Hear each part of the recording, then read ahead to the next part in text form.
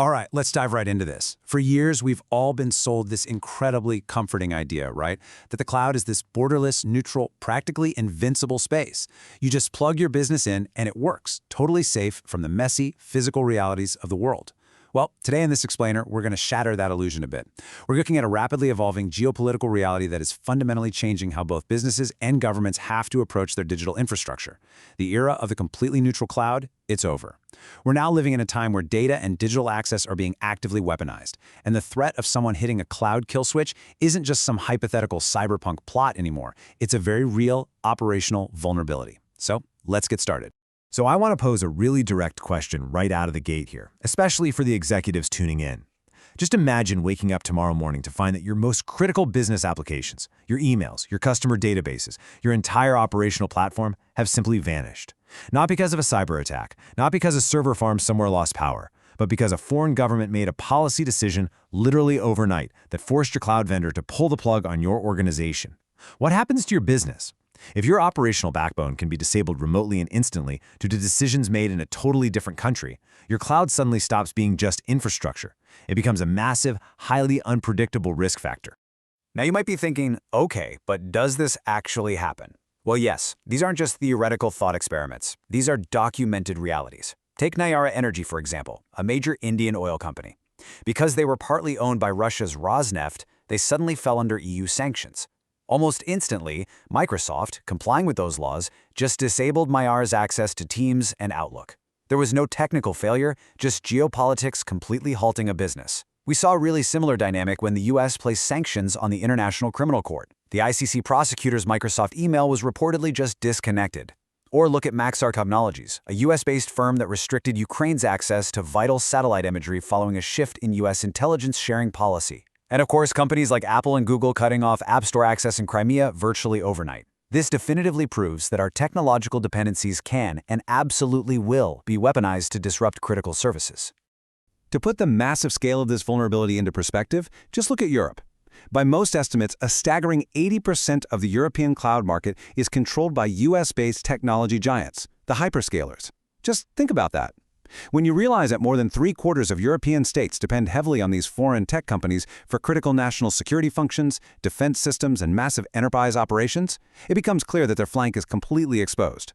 This intense dependency means that a single foreign jurisdiction essentially holds incredible, sweeping leverage over the operational continuity of an entire continent's economy and defense infrastructure. So why does this leverage even exist? Well, to understand that, we have to look at the US CLOUD Act of 2018. Basically, this federal law grants United States authorities the power to compel U.S. communication and cloud service providers to disclose data that's under their control, completely regardless of where that data physically sits in the world. Even if your company's data is sitting in a locked server rack in Frankfurt or Paris, if it's managed by a U.S. headquartered company, the U.S. government has a legal mechanism to demand access to it. And this bypasses traditional international mutual legal assistance treaties entirely. When you pair this with other frameworks like the FISA Act, it creates a very real, fundamental conflict with localized privacy laws, like Europe's GDPR. I really want to emphasize this specific quote because it hits the nail right on the head. Under U.S. law, American companies must comply with U.S. legal mandates regardless of where their operations or data are located. No amount of local staffing or isolated infrastructure changes that. Now, the tech companies aren't being malicious here. They're literally just following the strict legal obligations of their home jurisdiction. But for a non-U.S. organization, this means your data sovereignty is severely compromised. In the eyes of the law, ownership and control are what determine jurisdiction, not the physical GPS coordinates of the data center. Which brings us to a fascinating and frankly concerning concept that experts are calling sovereignty washing. See, in response to these geopolitical concerns, major cloud providers have started heavily marketing sovereign clouds. And the sales pitch sounds fantastic, right? They promise your data stays in your region, it's managed exclusively by local citizens, and it operates completely independent of the global network. But experts warn it's essentially a Trojan horse. If the parent company providing the core software and pushing the updates is headquartered in the US, they are still fundamentally subject to US law. In fact, representatives from multiple major hyperscalers have openly admitted that they would still hand over European customer data to US authorities if slapped with a court order. Technical safeguards like encryption are absolutely crucial, but if the provider can be legally forced to just hand over the keys, that supposed air gap offers a pretty false sense of security.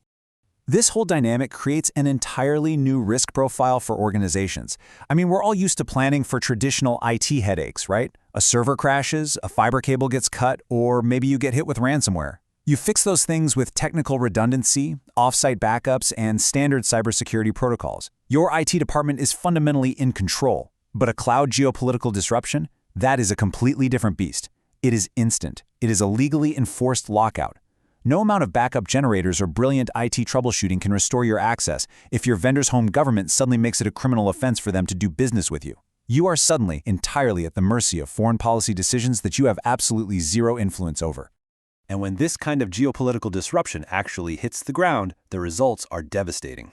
Just look at the very real impact of sudden sanctions compliance. In Venezuela, an executive order forced Adobe to deactivate all user accounts.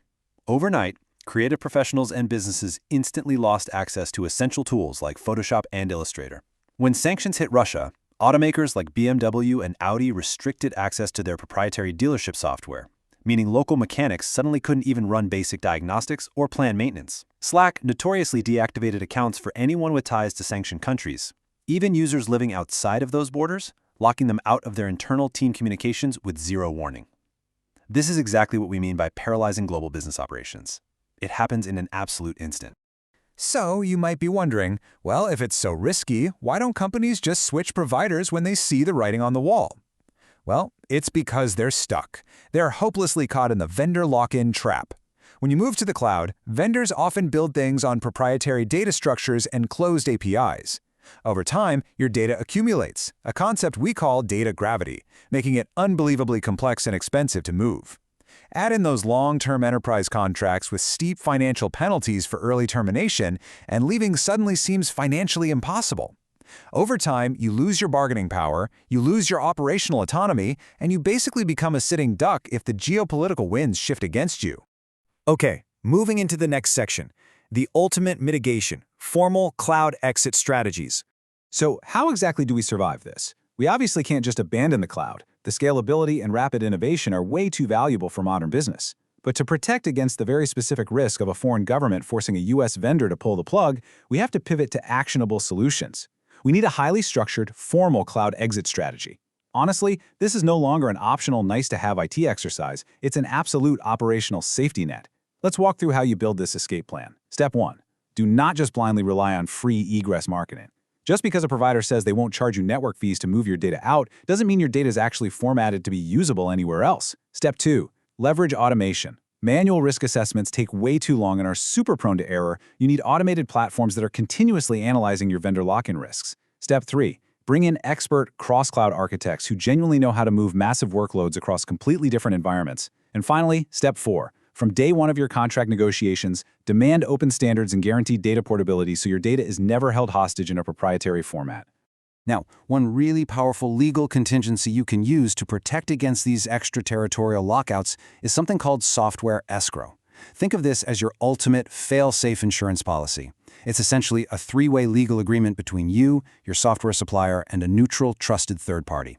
If your SaaS vendor suddenly vanishes, whether they go bankrupt, maybe get acquired and retire your product, or, crucially, are legally forced to cut you off due to foreign sanctions, the escrow agreement instantly triggers. It legally grants you access to the vendor's source code, your raw data, and all the technical documentation you need. It essentially gives you the legal right and the actual technical means to rebuild or maintain the service yourself, absolutely guaranteeing your business continuity. Strategically speaking, we're seeing a lot of forward-thinking organizations aggressively embracing what's called a hybrid sovereign strategy. The whole key here is decoupling your risks. You don't have to lock everything away in a private, local vault. Instead, you mix them up. You utilize the massive, incredible scale of global public clouds, like your AWS or Google Cloud, for non-sensitive, highly scalable, everyday tasks. But you keep your crown jewels, your core critical operations, your highly regulated customer data, safely inside genuine, locally governed, sovereign clouds that are legally insulated from any foreign extraterritorial laws. And the most important part? You maintain a documented, continuously tested transition pipeline between the two. That way, if the public cloud goes dark tomorrow, your core business doesn't miss a beat. I want to wrap up this explainer by leaving you with one somewhat provocative question to really chew on. Take a hard look at your own organization right now. If your primary cloud vendor completely disappeared tomorrow morning, no access, no warnings, just a dead connection, could your business survive the week? If the answer is no, or honestly, even if you just aren't 100% sure, it is time to take immediate action. The era of placing blind trust in global infrastructure is over. Building up your operational resilience, finalizing those formal exit strategies, and ensuring you hold the ultimate control over your own digital operations, it isn't just a best practice anymore, it is quite literally the only way to guarantee your survival.